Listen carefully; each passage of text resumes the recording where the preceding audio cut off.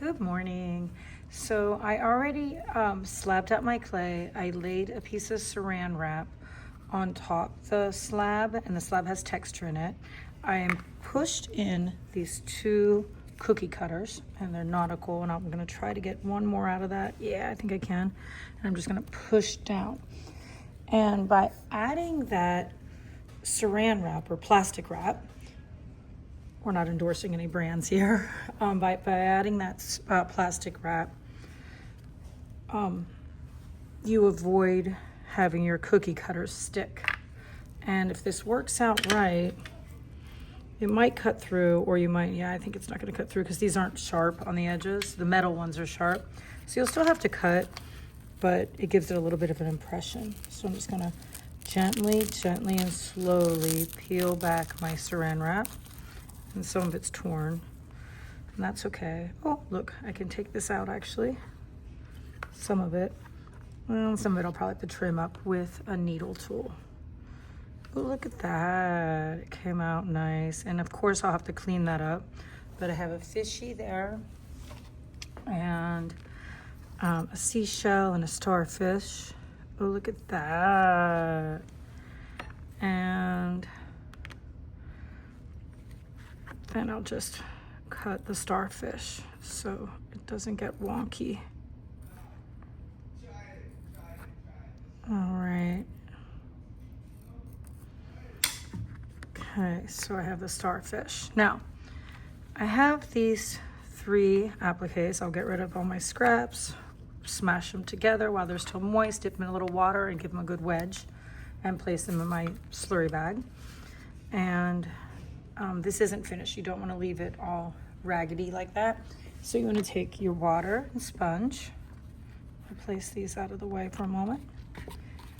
And sometimes you want to wait until the clay is a little leather hard. So either you could blow dry, you can wait a few minutes with it in the sun if you have something else to do if you don't blow dry. Or if it's at the end of the period, you just do it the next day. But you just want to get all those raggedy edges off. And no matter what you make in this class, you want it, and in life, when you work with clay, you don't want it to be sharp. You want it to be neat, clean, and professional, or NCP, and that includes the front and the back. So just kind of soften that. And yeah, you want all your edges to be softened. And this final step is, or one of the final steps is really important. But here I have one done, another one. I'm working on this fish. I like where the texture ended right there.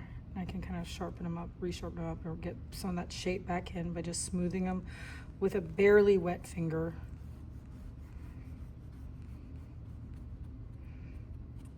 And it's as easy as that. If you want to make some clay charms, these are some nautical clay charms. When I have a mermaid one too, I have to find that one out.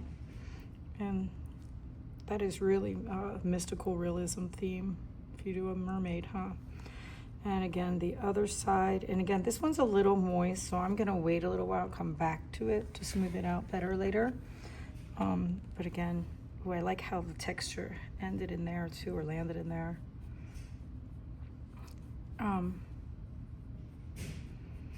I'm just gonna smooth, and again, I can use my fingers and smooth some of this as well. It's one of your best tools.